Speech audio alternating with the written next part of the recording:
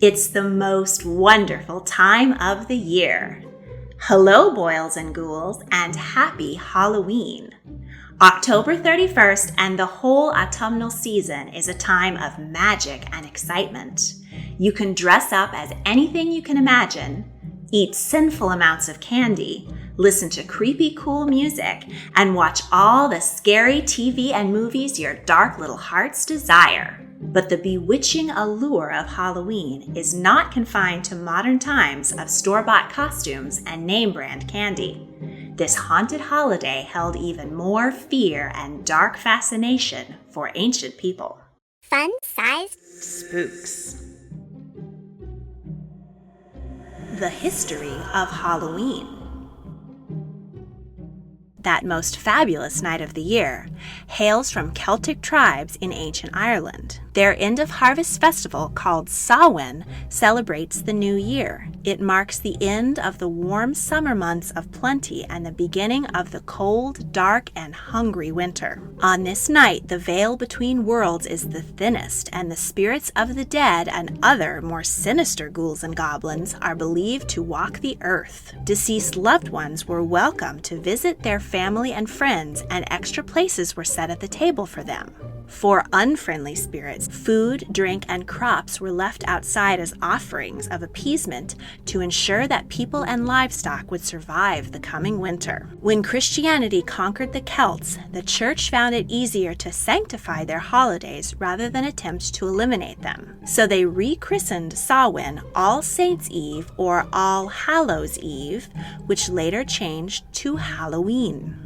In the Dark Ages, communities throughout the British Isles and Ireland would light bonfires and wear masks to confuse or scare away evil spirits. Torches from the bonfire would be carried around the homes and community buildings to purify them. Bats were frequently drawn to these bonfires, swooping in, frightening the celebrants, and becoming a lasting symbol of the night. Later, revelers began going around the town in costumes and masks, or faces blackened by soot from the bonfire. They were impersonating the spirits of the dead and the ancient spirits of winter. It was believed that dressing as these frightening specters would protect them from the real thing. Houses that offered them food and drink were thought to be granted good fortune for the coming winter. Those who did not would fall on hard times. Merrymakers carved faces into hollowed-out turnips and placed candles inside, the precursor to the jack-o'-lantern. In France, it was believed that on Halloween, the dead of the churchyard would rise for a wild, hideous carnival known as the Danse Macabre. When Protestant Puritans came into power in England, they disdained the many Catholic beliefs about purgatory and the afterlife. They did not think that a human soul could return to earth for any reason, so they preached that the specters appearing on All Hallows' Eve were actually demons and witches in disguise. The Puritans did not approve of the raucous parties that surrounded Halloween and instead preached sober remembrance. This included a teen lay, where a family would stand atop a hill, the patriarch holding aloft a bunch of burning straw on a pitchfork, while the rest of the family knelt around him in prayer. Kind of spooky, but not as fun. After the foiled gunpowder plot, where Catholics attempted to blow up the Protestant king and parliament, Bonfire Night on November 5th gained popularity, appropriating many of the traditions associated with Halloween. This new Protestant-friendly holiday usurped Halloween's place on the calendar in England,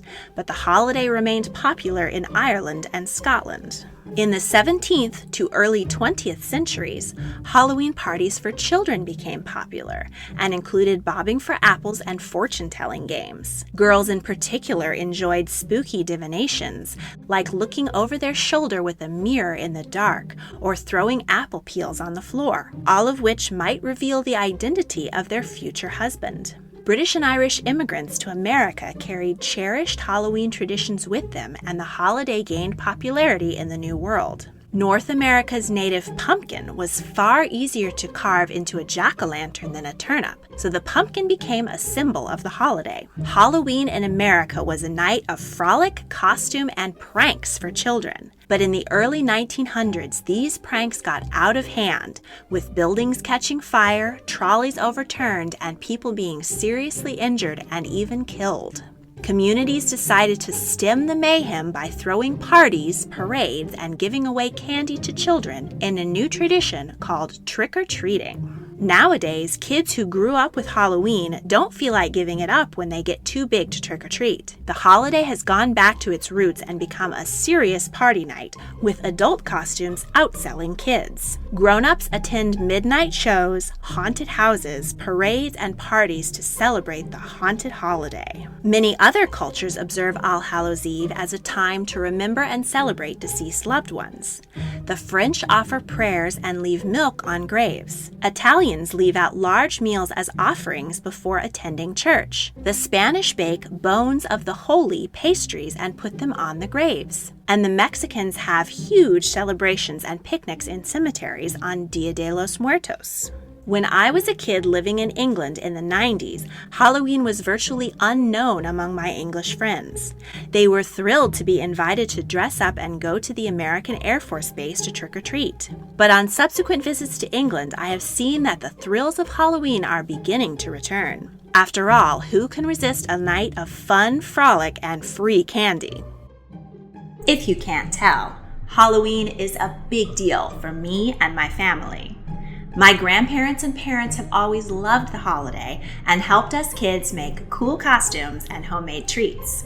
We like to participate in spooky and fun activities throughout the autumn season, like apple picking, pumpkin patches, and attending haunted houses and plays. This year it's Little Shop of Horrors. And of course getting together some killer costumes for trick-or-treating and parties. I like to watch scary movies and TV of all kinds, from classic to kid-friendly, from spooky to downright terrifying. And on the way to all of these haunted happenings, I always throw on some spooky tunes. You can find a variety of Halloween things to listen to and watch on my channel. What are your plans for All Hallows' Eve this year? Whatever mischief you get up to, I wish you and yours a very happy Halloween. Thank you for watching and unpleasant dreams, darlings. If you enjoyed this video, please consider supporting me on Patreon and help me make more horrifying videos. A link to my Patreon is in the description. Thank you for watching and unpleasant dreams, darlings.